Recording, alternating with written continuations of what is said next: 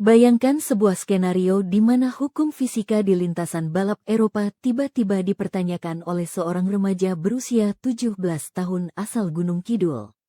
Kita tidak sedang bicara soal keberuntungan, kita bicara soal anomali data yang membuat para engineer kawakan di padok Moto3 terdiam 1000 bahasa.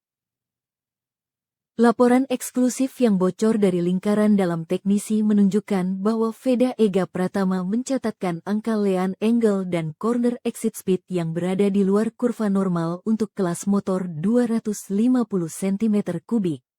Ini adalah sebuah cold shock bagi dominasi talenta muda Spanyol dan Italia yang selama ini menganggap diri mereka tak tersentuh.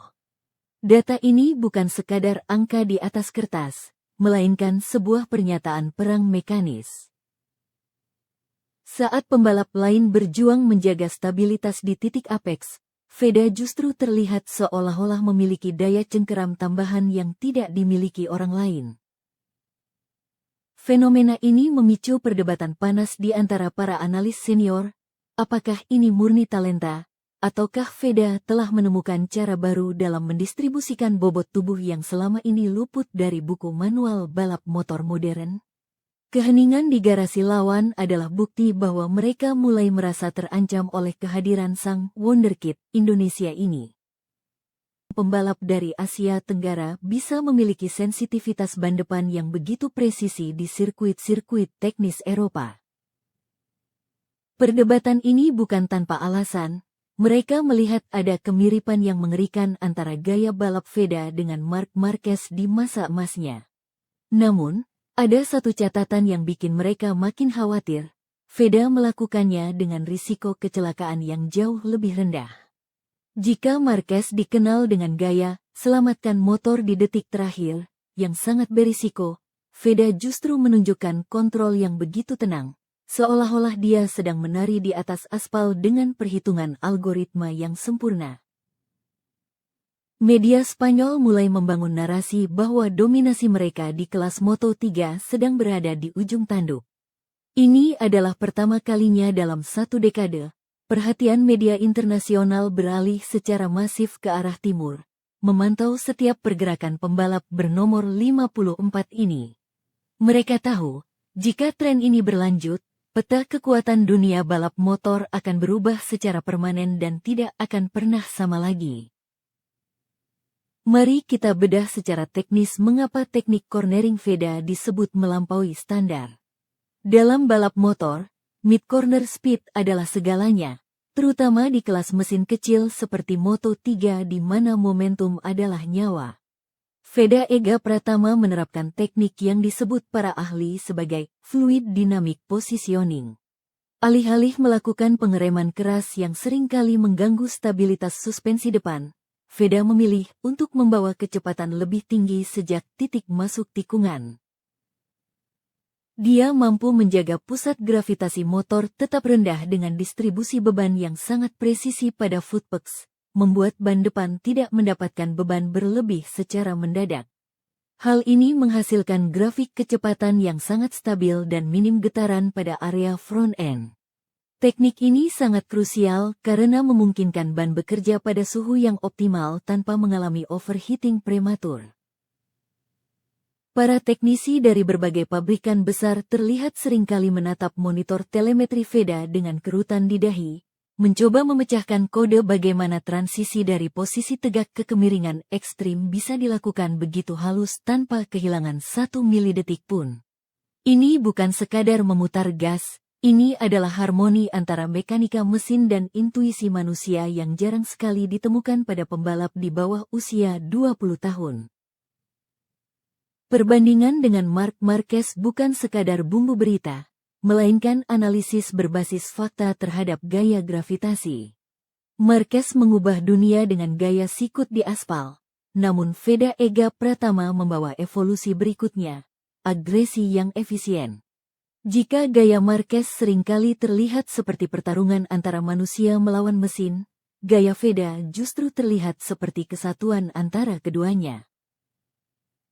Marquez sering menggunakan ban belakang untuk membantu mengarahkan motor di tikungan, sebuah teknik yang sangat menguras tenaga dan karet ban. Sebaliknya, Veda menggunakan keseimbangan aerodinamika tubuh untuk menjaga agar motor tetap berada di jalur yang paling optimal secara matematis. Beberapa rekaman kamera onboard menunjukkan bahwa Veda mampu mempertahankan kecepatan di tengah tikungan yang secara teori seharusnya membuatnya tergelincir. Namun, dengan sinkronisasi throttle control yang sangat halus, dia berhasil menjaga traksi tetap maksimal. Perbandingan ini menjadi topik hangat di setiap hospitality tim MotoGP. Mereka melihat sosok Veda bukan hanya sebagai penantang, tapi sebagai versi yang lebih terpolos dan lebih modern dari gaya balap alien yang pernah mendominasi satu dekade lalu.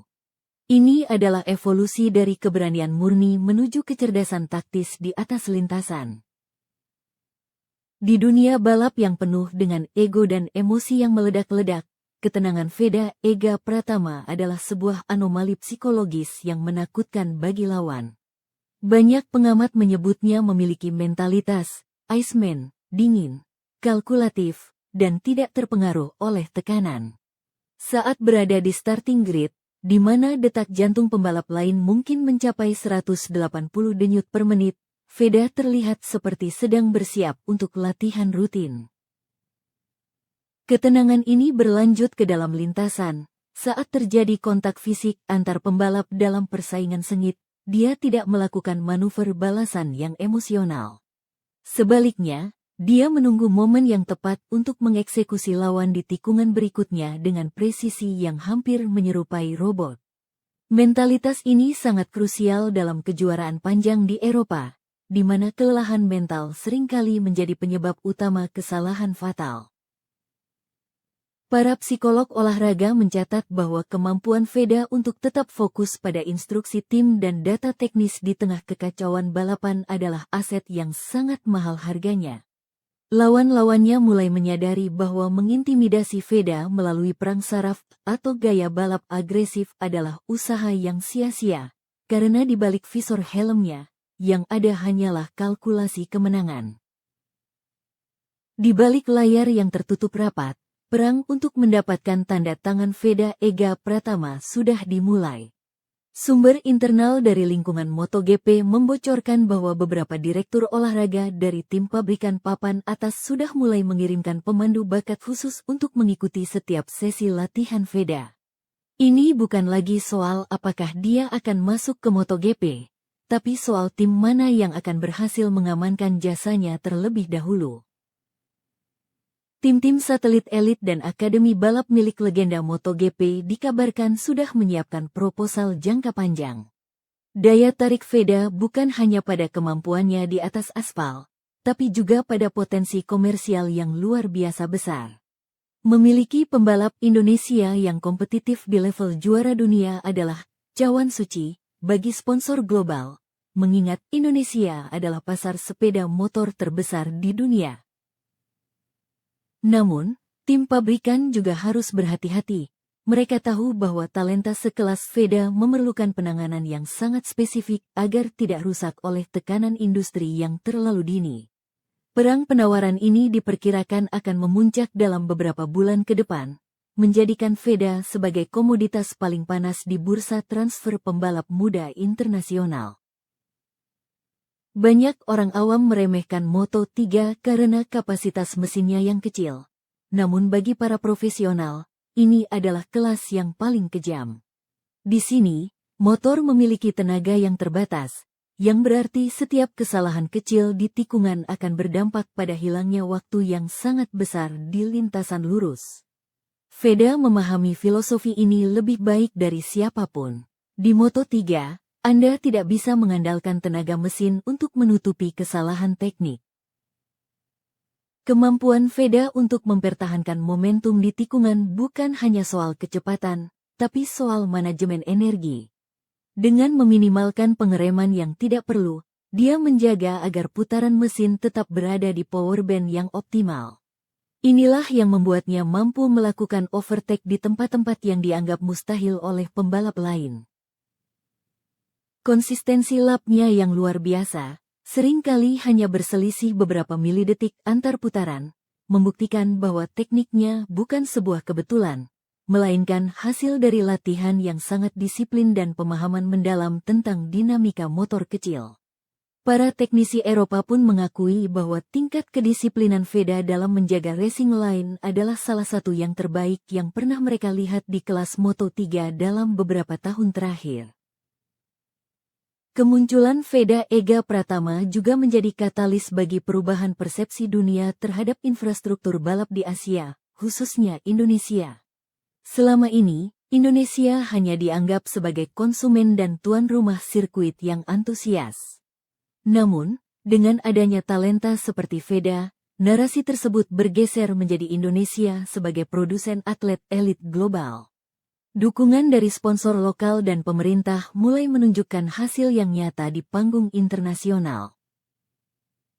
Keberhasilan Veda bukan hanya hasil dari bakat alamiah, tetapi juga ekosistem pendukung yang mulai mapan, mulai dari kompetisi domestik yang kompetitif hingga program pengembangan bakat yang terstruktur.